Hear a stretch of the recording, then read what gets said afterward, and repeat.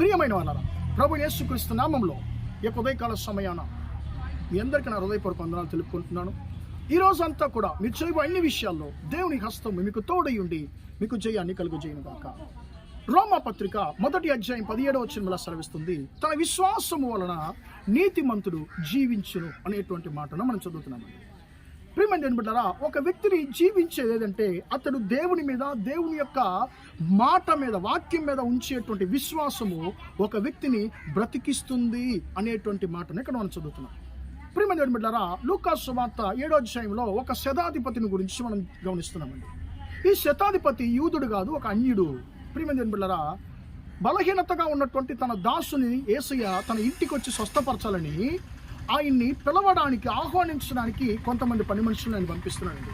వారు ఆయన్ని వేడుకుంటున్నారు, అయ్యా అతను మంచోడు, అతడు మన కొరకు సమాజ మందిరాన్ని కట్టించాడు, రండి అని చెప్పి ఆయన్ని పిలుచుకుంటూ వెళ్తున్నారు.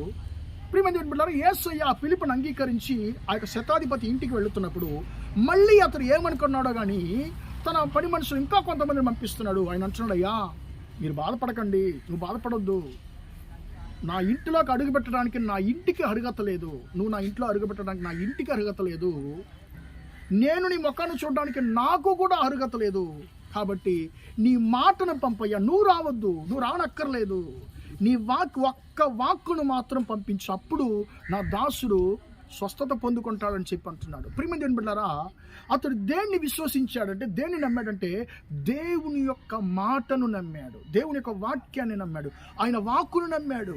ప్రియమైన బిడ్డలారా, ఆ మాట విన్న వెంటనే యేసయ్య అతని యొక్క విశ్వాసాన్ని గురించి ఆశ్చర్యపడుతున్నాడు.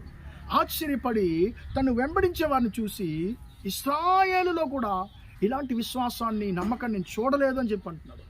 ఆ వ్యక్తి యొక్క విశ్వాసాన్ని గురించి యేసయ్య ఆశ్చర్యపడ్డాడు. ప్రియమైన బిడ్డలారా, ఆయన అతని ఇంటికి వెళ్ళలేదు, ఆయన తన వాక్కును పంపాడు. ఆ వాక్కు, ఆ మాట ఆ యొక్క శతాధిపతి యొక్క దాసుని స్వస్థపరిచింది, జీవింపజేసింది. ప్రియమైన బిడ్డలారా, మనం కూడా దేవుని యొక్క వాక్కును, దేవుని యొక్క మాటలను నమ్మినప్పుడు ఈ వాక్యము నశించేటువంటి మీ జీవితాన్ని ఇది వెలిగిస్తుంది, బ్రతికిస్తుంది. ప్రియమైన బిడ్డలారా, మన పరిస్థితులు ఎలాగున్నా కూడా ఆ పరిస్థితులని మార్చి నిన్ను నన్ను జీవింపజేసేటువంటి బలము దేవుని యొక్క వాక్యాన్ని. కాబట్టి ఈ దేవుని వాక్యాన్ని పట్టుకుందాము, దేవుని యొక్క వాక్యాన్ని నమ్ముదాము, ఖచ్చితంగా మనం కూడా దీవించబడదాము గాక. ప్రార్థన చేద్దాం. ప్రేమగల మా తండ్రి, దయగల దేవ, ఇంతవరకు ఈ మాటలు విన్న తండ్రి, మీ బిడ్డలు మీరు దీవించండి, ఆశీర్వదించండి. నీతిమంతుడు తన విశ్వాసము వలన జీవించును అనేటువంటి మాట ప్రకారం మీ బిడ్డల తండ్రి, ఈ యొక్క వాక్యం మీద ఉన్నటువంటి నమ్మకం ద్వారా తండ్రి వారు బ్రతుకుతారు, జీవిస్తారు అనేటువంటి తండ్రి అయా స్తోత్రం. ఒక మంచి మాటను మీ బిడ్డలతో మీరు మాట్లాడిన కృపను బట్టి నీకు స్తోత్రం. ఈ మాట తండ్రి నీ బిడ్డలకు జీవితంలో 100% నెరవేరును గాక. తండ్రి మీ బిడ్డలు చేసే అన్ని విషయాలు మీ బిడ్డలకు తండ్రి మీ హస్తం తోడండి, మీ బిడ్డలతో వారిని ఆశీర్వదించమని యేసు నామమున ప్రార్థిస్తున్నాను తండ్రి. ఆమేన్, ఆమేన్. ప్రియమైన వాళ్ళరా, దేవుడు మిమ్మల్ని దీవించి ఆశీర్వదించును గాక. Praise the lord, praise the lord.